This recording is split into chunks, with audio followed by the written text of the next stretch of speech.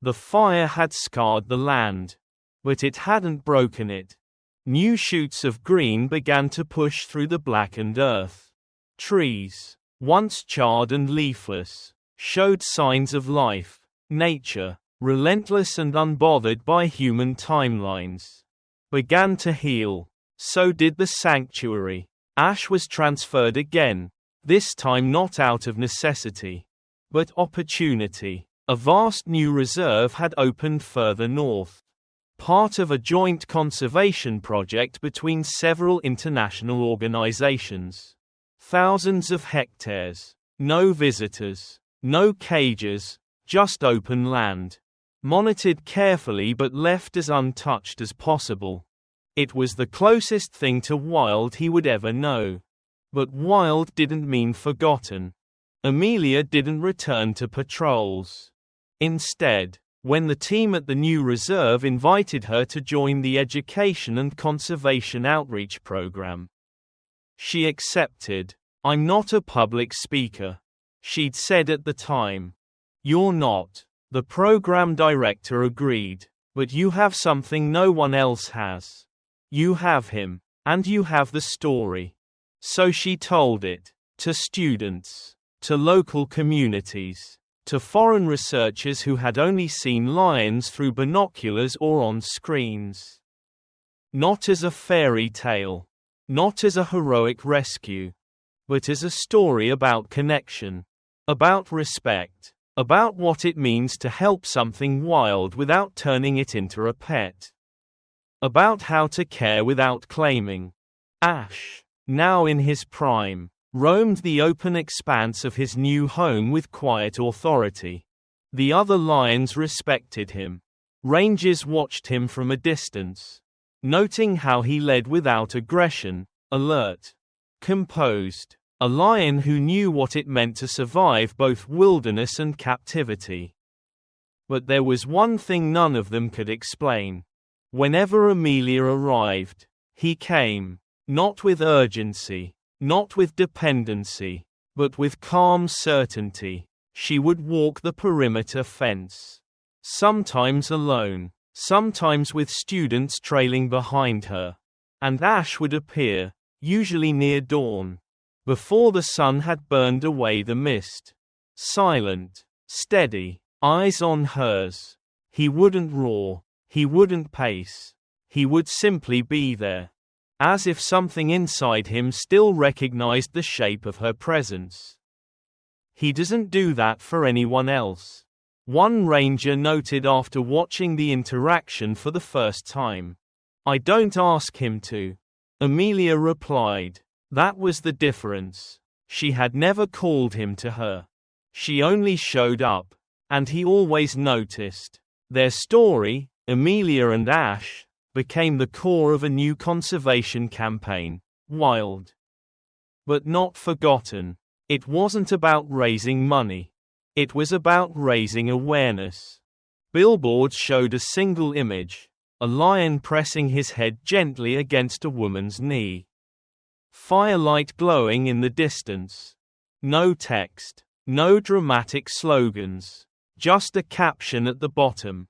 "Help them return. Don't make them stay." In classrooms, Amelia spoke of boundaries, of not feeding cubs from the hand unless you had no choice, of what it meant to love something enough to let it go, of Ash, who had survived because someone stepped in, and thrived because that same someone had stepped away. Not every bond is meant to last, she'd tell them, but some do, quietly, without control, without need. That was the truth. Ash didn't belong to her, but their connection endured anyway, because it was built not on possession, but on trust. The years passed. Ash remained healthy, slower, eventually, wiser. His mane, once deep gold, began to pale at the edges. He fought less, rested more, but he was still the same lion who had walked through the rain and collapsed at her feet. And Amelia, now leading the outreach team full-time, never stopped visiting. Always early, Always quiet, never calling, just being there. On a morning thick with fog, Amelia arrived before the others. She walked the fence slowly, her boots brushing dew-wet grass. The air was cool, the world still, and then, movement. Through the mist, a silhouette emerged. Tall, broad, familiar. Ash. He didn't roar, he didn't rush. He stopped just across from her, on the other side of the fence. They stood like that for a long time. No words, no gestures, just breath and silence. Then Amelia stepped forward and placed her hand gently on the wire. Ash did the same, his forehead lowering until it pressed, just lightly, against the mesh opposite her palm. She smiled, not out of joy, but understanding. "Still you," she whispered. Ash blinked slowly, exhaled through his nose, and remained where he was, calm as the earth beneath them. She didn't need to touch him. She didn't need to speak. The moment was whole without either. This was their legacy, not a pet and a keeper, not a story of taming, but a story of respect, of care without captivity, of wildness preserved, not erased, and of the rare, remarkable truth that some connections are too deep for time or distance to undo. Ash turned and walked away after a while, disappearing into the mist with quiet dignity. Amelia stayed a little longer, hand still on the wire, eyes on the fading shape of the lion she once saved.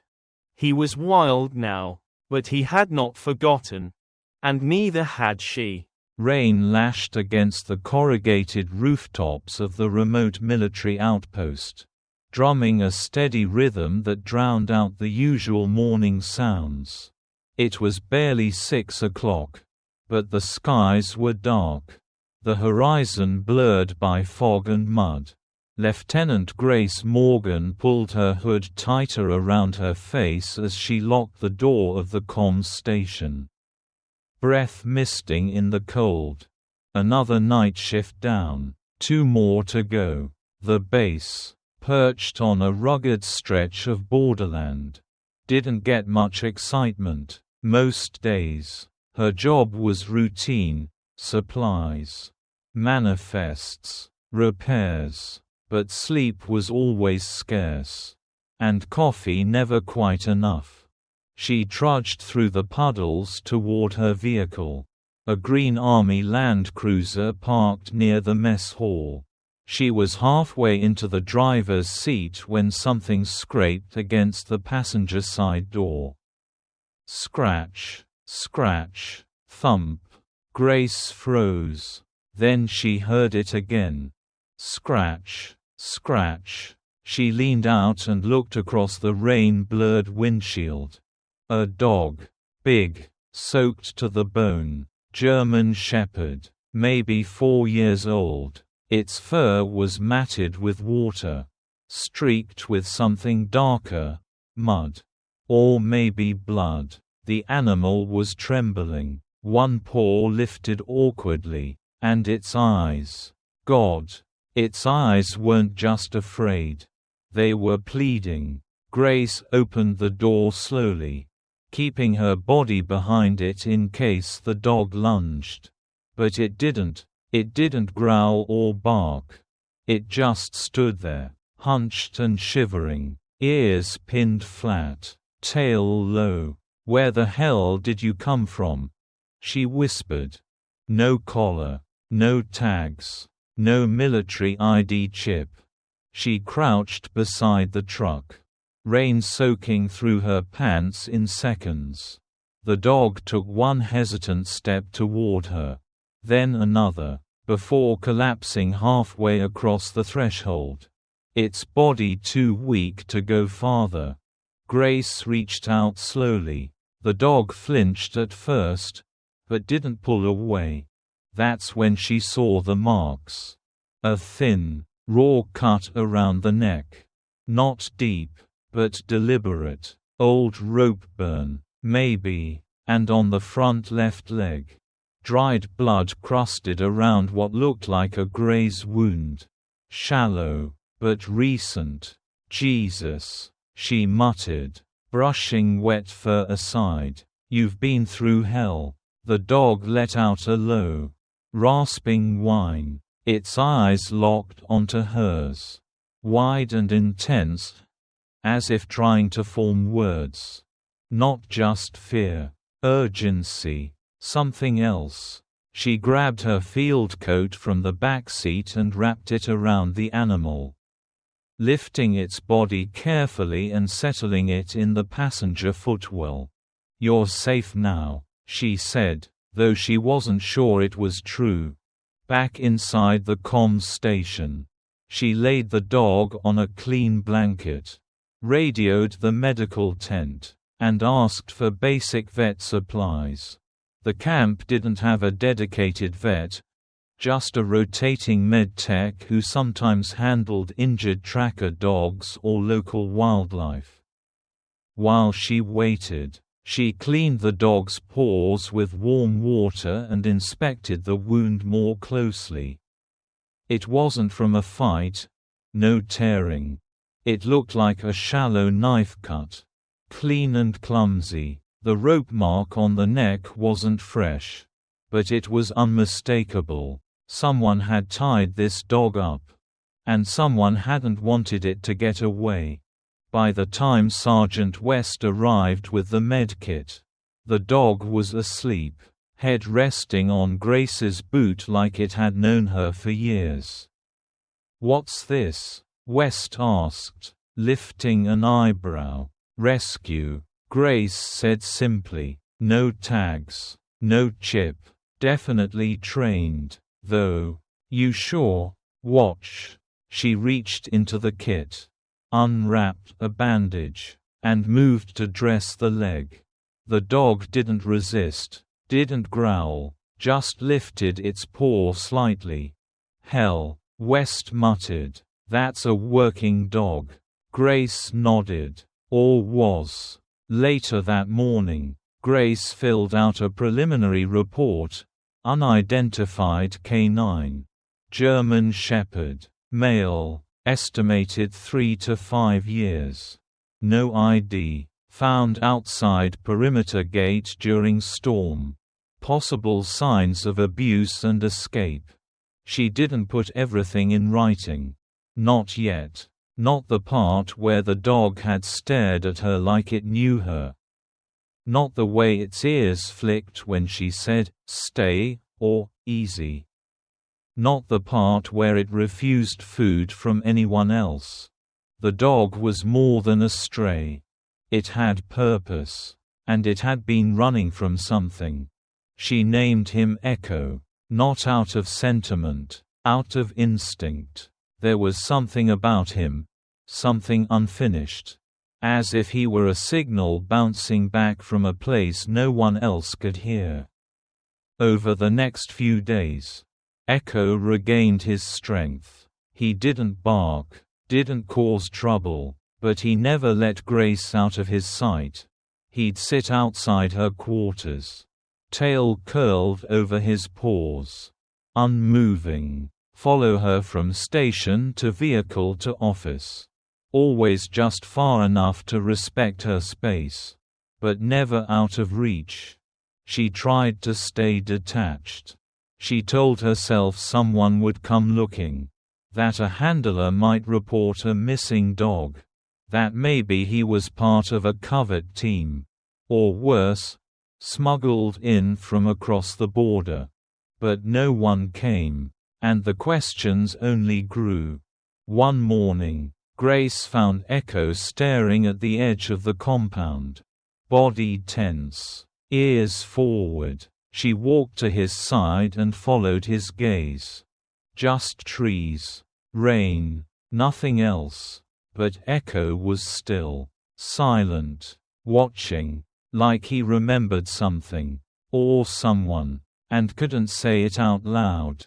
Grace stood there with him, heart oddly tight. She didn't know where Echo had come from, But she knew this much. Whatever he'd escaped, he wasn't done with it. And now, neither was she.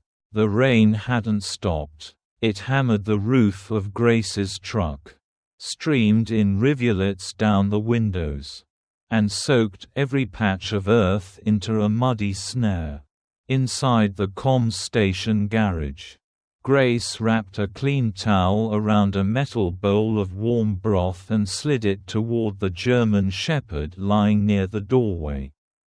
He didn't touch it. Echo sniffed, stood, and let out a low growl, not hostile, but urgent, his eyes locked onto her. Ears sharp, tail stiff. "What is it?" she asked softly. Crouching beside him, he turned toward the door, growled again, then looked back at her. Grace stood. She opened the vehicle door to dry him off. But Echo didn't wait. He spun, barked once, short, strained, and trotted toward the fence gate. Then stopped and looked back again, soaked to the bone but unmoving. It wasn't random. He was trying to show her something. "God, you're serious," she muttered. Grace grabbed her jacket, radio, and a tactical flashlight, then sprinted to the nearest barrack. She banged on the door. "Wake up, I need a scout, now." 10 minutes later, Grace and Corporal Malik, a lean, sharp-eyed recon scout, followed Echo out through the East Service gate, armed with emergency gear and a field medkit. "You sure about this, Lieutenant?" Malik asked as they jogged into the tree line, slipping through wet brush and ankle-deep mud. "We're not tracking a ghost." "I'm sure about him," she said. They didn't speak after that. Echo moved fast but steady, never straying far, always checking that they were behind him. He took winding paths through the soaked woods, weaving between thorny bushes and sliding over rocks without hesitation. It was as if he'd memorized the terrain. Grace's boots were soaked. Rain ran down her neck and back. But she kept going. So did Echo. After nearly 40 minutes, almost 3 kilometers into the brush, they crested a ridge. The trees opened slightly, revealing a washed-out road barely visible through the rain. Then they saw it. A truck, overturned, half buried in the mud. Metal twisted. Front cabin crushed against a tree. Smoke hissed from the engine block. No movement, no sound, until a child's cry rose faintly from the wreckage. Grace sprinted. "Malik, radio in, emergency response now," she shouted. Already halfway down the slope. Echo was faster. He raced to the truck, sniffing, then circling to the rear cargo area. Grace reached the passenger side and dropped to her knees beside the mangled door. Inside, 3 adults, unconscious or dazed. A woman was slumped against the frame, her head bleeding. A young boy clung to her with wide, terrified eyes.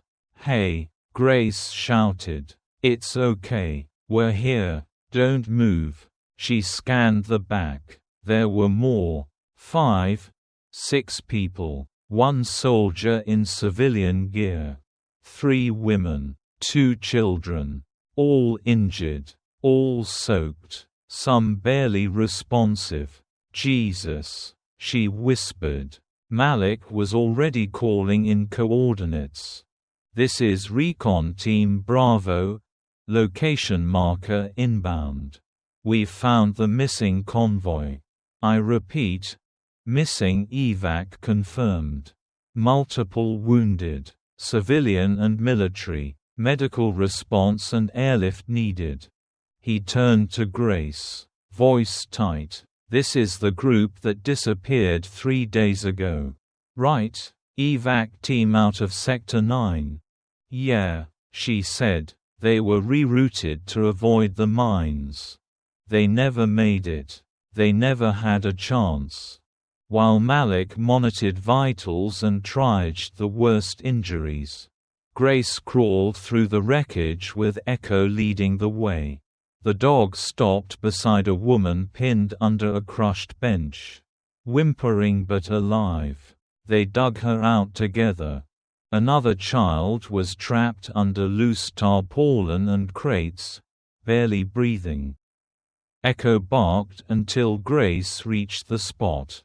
"Keep talking, buddy," she muttered. "You find them. I'll pull him out."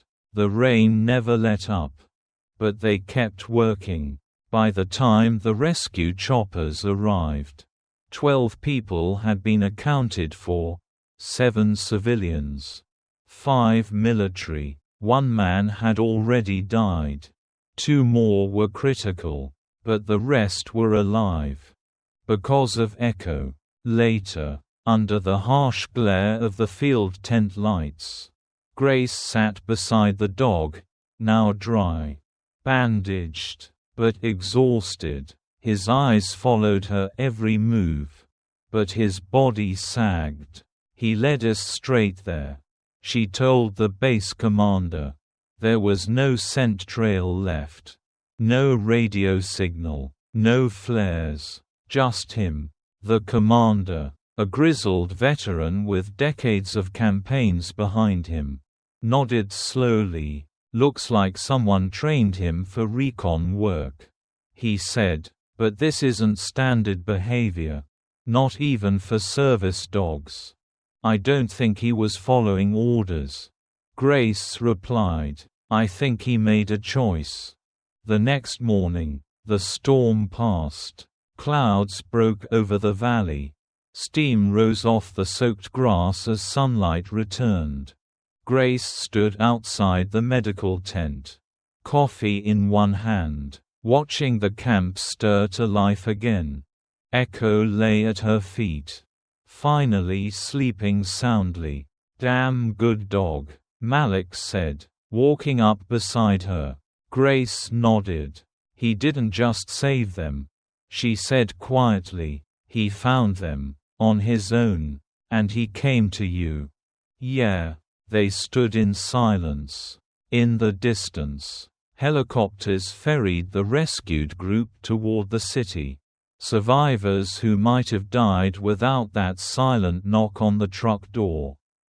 Without a dog no one had been waiting for. Without Echo. The convoy rolled out just past dawn. Tires cutting through the churned mud of the jungle road. Grace sat in the second truck, one hand resting near her sidearm, the other keeping Echo steady as he lay beside her seat. The dog was alert but tense, ears twitching at every sudden rustle beyond the tree line. The evacuation was meant to be quick. Move the rescued civilians and wounded soldiers to a temporary extraction zone 6 kilometers west. The area had been scouted and marked safe. But Grace had seen too much to believe in anything being safe out here. And Echo, for the first time since the rescue, wouldn't stop growling low in his chest. It happened just past the second checkpoint. A pop, loud, sharp, then another. The lead vehicle exploded in a burst of fire and smoke. Ambush! Someone screamed. Bullets tore through the treetops. Mud sprayed. Radios crackled with static and shouted orders. Grace dove from the cab, yelling at the civilians in the rear truck to scatter and get low. Malik pulled 2 injured men behind a rock barrier. The forest around him erupted into chaos, gunfire from both directions. Soldiers yelling, children screaming. From the jungle's edge, Armed figures emerged. Lean. Fast. Faces masked. Traffickers. The same group that had held the missing evacuees captive days earlier. And now they wanted them back. Alive or not. Fall back. Grace shouted. Everyone, go. The soldiers returned fire, covering the retreat as civilians fled into the thicker brush. Grace stayed near the rear, making sure everyone moved. Her boots slipped in the mud. Her hands were shaking, but her aim was steady. One by one, the others disappeared into the jungle. Then it was just her. And a gun pointed straight at her chest. The man behind the weapon stepped out from a cluster of trees, tall, lean, dressed in black, no insignia, cold eyes. He said nothing, just raised the rifle. Grace's heart slammed in her chest. There was no time to run. No cover. No one left to stop him. Then, a blur, a snarl. An echo flew from the side like a bolt of muscle and fury. He hit the gunman square in the torso. Teeth sinking into flesh. Claws raking at the arm holding the weapon. The rifle fired, but wide. Useless. Grace ducked. The gunman screamed, staggering back, trying to shake Echo off. The dog wouldn't let go. Blood sprayed. A second figure ran from behind the trees. Gun raised, but Grace was ready now. She fired twice. Fast. Both shots hit. The man dropped. Echo let out a sharp yelp. Hit. But still fighting. The first gunman slammed his elbow into Echo's side. The blow knocked him loose. And the man raised his rifle again. Grace didn't hesitate. One shot. Straight to the chest. He fell. Echo collapsed beside him. The forest was suddenly quiet. Except for the soft buzz of radio static and the groans of the wounded. Then, the thrum of helicopters overhead. Reinforcements. Too late for peace. But not too late to save the living. By the time backup secured the area, Grace was kneeling in the mud. Hands shaking. Pressing a field dressing to Echo's bleeding side. "Stay with me," she whispered. "You did good. You did so good." Echo didn't move. Didn't growl. Just looked at her, weakly, as if asking whether it was finally okay to rest. Medics loaded him into the last chopper. Grace rode with him, fingers tangled in his fur. His pulse was weak, his breathing shallow, but his eyes never left hers. At the forward medical base, Echo was rushed into emergency veterinary surgery. 2 bullets had grazed his ribcage and leg. Internal bleeding. Shock. The attending medic looked grim but determined. "We'll do everything we can," he said. Grace sat outside the operating room. Boots caked in mud and blood. Rain still dripping from her hair. Malik arrived an hour later. Bandaged but stable. "He took a bullet for you," he said quietly. "He saved my life." "No doubt." They sat in silence. Word spread fast across the camp. Not just about the ambush, but about the dog that had taken on armed gunmen to protect his handler. Soldiers passed by Grace in quiet acknowledgement. Some offered coffee, others just nodded. Nobody asked why she'd risked so much for one dog. They already knew. Echo survived the surgery. Barely. The next 72 hours were critical. Grace visited him every chance she could, sometimes with permission. sometimes without. He couldn't stand, but his ears still flicked when she spoke. "You're not done yet," she'd whisper, "not until you chase at least one more convoy down." When his tail moved, just once, barely a twitch, she broke down for the first time. On the 5th morning, Echo lifted his head. On the 6th, he stood, with help.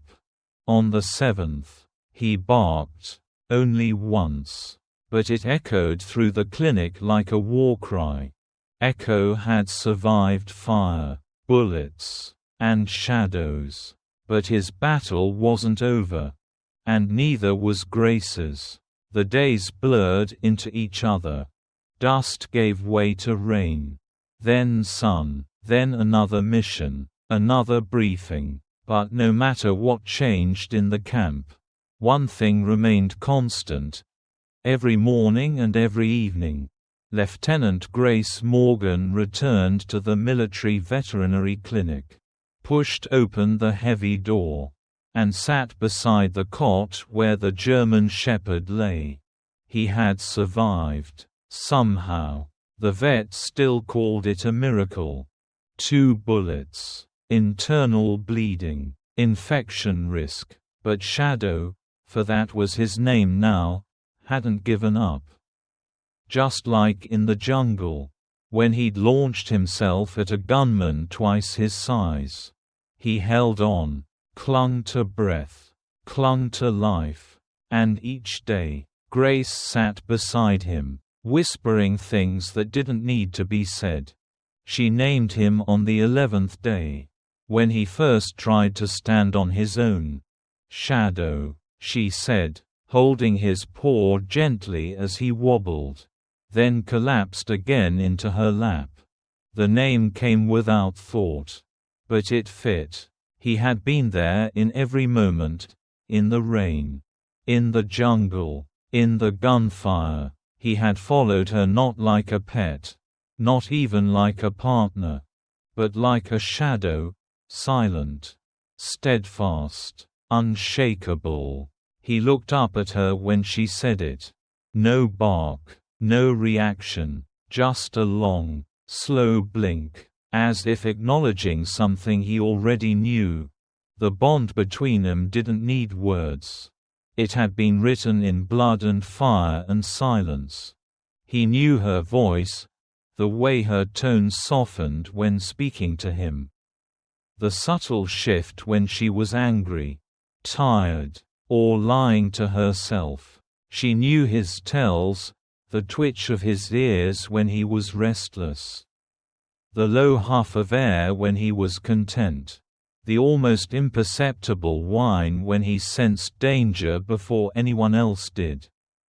They didn't perform tricks, they didn't seek attention, but where Grace went, Shadow followed. If she stood, he stood.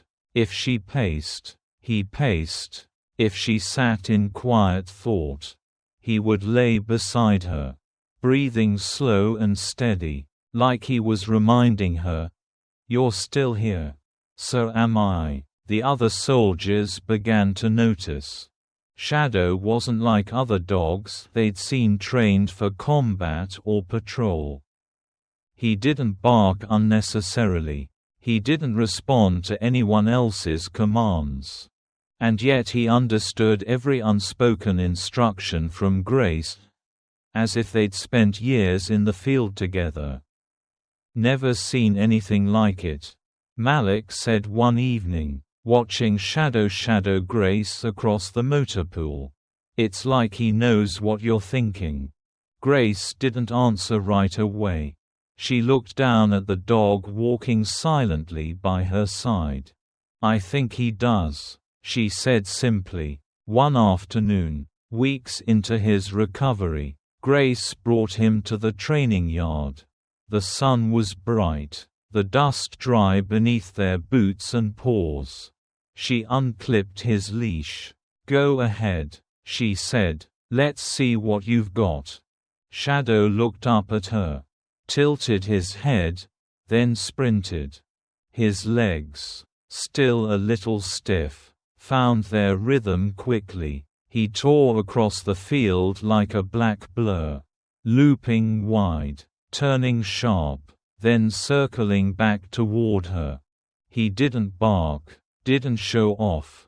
He just ran like something that had come back from the edge, and now understood what it meant to move. To breathe, to live. Grace knelt when he returned, letting him nuzzle into her shoulder.